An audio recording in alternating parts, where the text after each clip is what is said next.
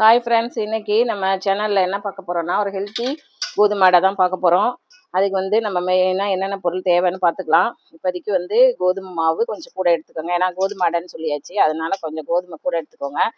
இதுக்கு பார்த்தீங்கன்னா கடலை மாவு கொஞ்சோண்டு, ஏன்னா பருப்பு அடை மாதிரி டேஸ்ட்டுக்காக கொஞ்சம் கடலை மாவு, கொஞ்சம் அரிசி மாவு எடுத்துருக்கோம் கிறிஸ்பியாக வரதுக்காக.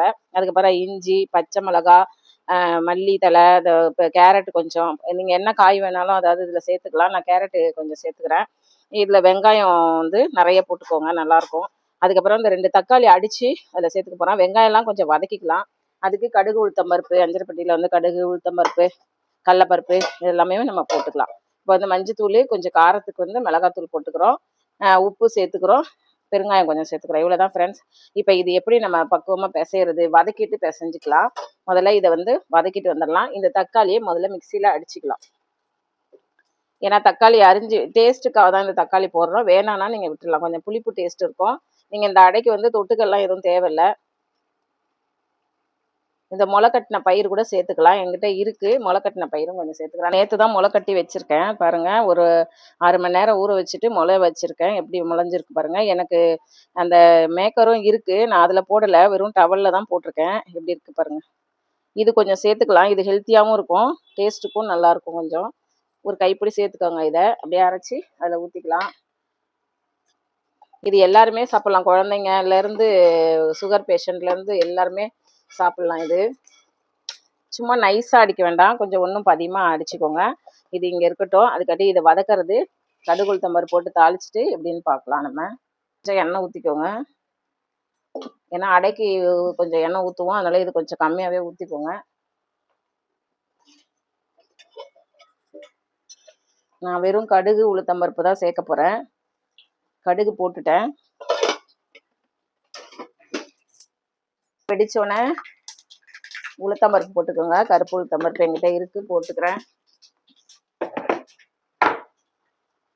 இதுக்கு நீங்கள் கடலைப்பருப்பும் போட்டுக்கலாம். நான் கடலைப்பருப்பு போடலை. பட் நான் இது ஒரு 2 அடை சாப்பிட்டிங்கனால ஃபுல்ஃபில் ஆயிரும். இப்போ பெருங்காயம் சேர்த்துருக்கேன். இஞ்சி, பச்சை மிளகா 3மே, கருவேப்பிலை 3மே சேர்க்குறேன். கருவேப்பிலை நான் சொன்னது தான், ஏற்கனவே நான் ஸ்டோர் பண்ணி வச்சுக்குவேன். அது கொஞ்சம் கலர் தான் மாறி தான் கிடைக்கும்.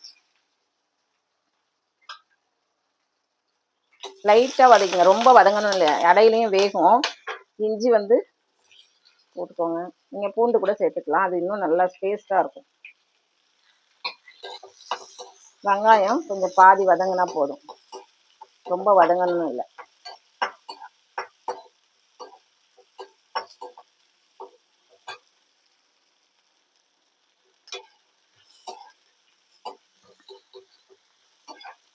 காலையில் இந்த மாதிரி ஒரு 2 அடை கொடுத்துட்டீங்க, நைட்டு கொடுத்தாலும் சரி, நல்லா ஒரு ஃபுல்ஃபில்லாக இருக்கும். ப்ரோட்டீனுக்கு ப்ரோட்டீன் ஆச்சு, சுகர் லெவலும் ரத்த சக்கரை அளவும் ஏறாது. அரிசி மாவு வேண்டான்னா நீங்கள் சேர்க்க வேண்டாம், நான் கொஞ்சமாக சேர்த்துக்கிறேன். இந்த அளவு வதங்கட்டும். இப்போ அந்த கேரட்டு இதை போட்டுக்கோங்க.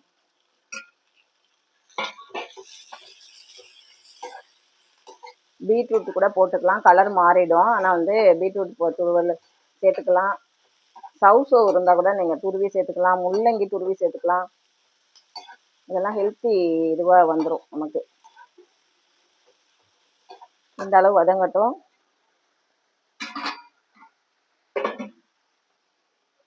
இப்போ இதில் மஞ்சத்தூள் போட்டுக்கிறோம். பச்சை மிளகாய் நான் 2 அரிஞ்சு வச்சுருந்தேன், கொஞ்சமாக போட்டுக்கோங்க. இந்த 2 கலந்த தூள் வச்சுருப்பேன்ல, காஷ்மீரி சில்லி, கலருக்காக கொஞ்சம் போட்டுக்கிறேன். இவ்வளோதான். இதை வதக்கிக்கோங்க. அந்த தக்காளிலாம் நம்ம நேராகவே ஊற்றிக்கலாம், வெந்துடும் அது. இப்போ தோசைக்கல்ல போட்டுட்டு மாவு பிசைய போகலாம். இதுக்கு தேவையான உப்பு போட்டுக்கிறோம்.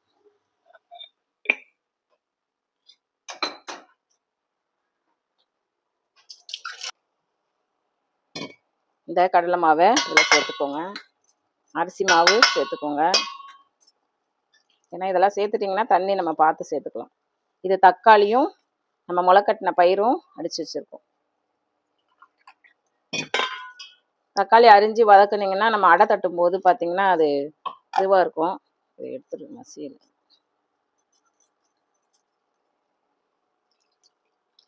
கெட்டியாக தான் நம்ம பிசைஞ்சிக்க போகிறோம். இப்போ இந்த இதை இதில் போட்டுக்கோங்க.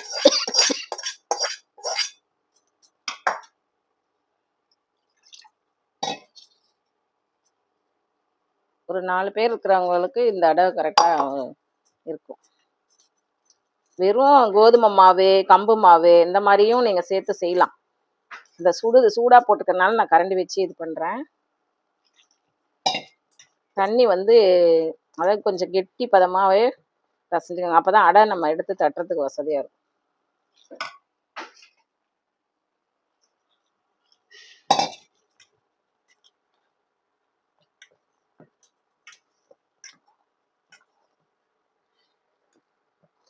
இந்த கேழ்வரகு மாவுலையும் இந்த மாதிரி பண்ணலாம். நீங்கள் கம்பு மாவு, கேழ்வரகு மாவு, நம்ம இப்போ சிறுதானியத்தில் நம்ம என்னென்ன மாவு நம்ம அரைக்கலாம், தேங்காய் மாவு எல்லாத்துலேயுமே இந்த அடை ரெசிபி பண்ணலாம். நல்லா ஹெல்த்தி பெனிஃபிட்டாக இருக்கும். வாரத்தில் 2 நாள் இட்லி கொடுக்கலாம்.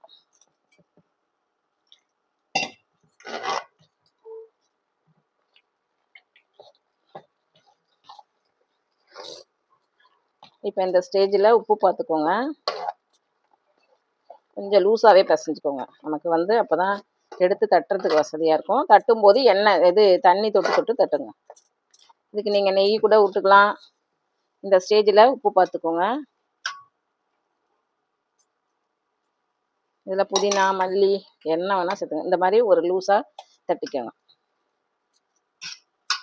அதை வறுத்து இப்போ இந்த மாதிரி தண்ணி பக்கத்தில் வச்சுக்கோங்க.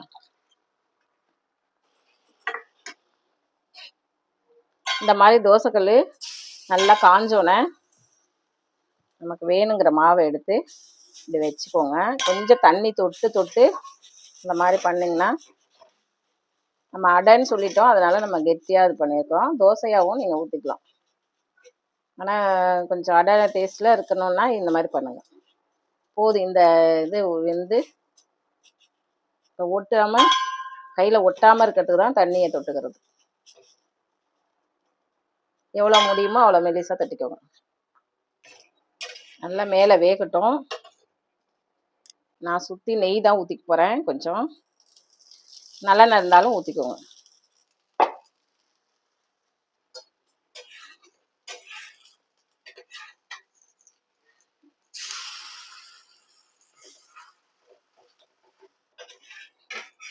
அடை இப்படி பண்ணி பாருங்கள், எப்படி இருக்குன்னு ஒரு தடவை செஞ்சு பாருங்கள். நெய் வேணால் கம்மி பண்ணிக்கோங்க, எண்ணெய் வேணால் ஊற்றிக்கலாம். நல்லா சாஃப்டாக இருக்குது பாருங்கள், சாப்பிட்றதுக்கும் நல்லாயிருக்கும். இது திஞ்சதே காமிக்கிறேன் பாருங்கள். சூப்பராக இருக்குது. நீங்களும் ட்ரை பண்ணி பாருங்கள் ஃப்ரெண்ட்ஸ். இதை எப்படி செய்கிறதுன்னு ஒரு தடவை செஞ்சு பாருங்கள். நல்ல ஒரு ஃபுல்லிங்காக இருக்கும். Okay, thank you.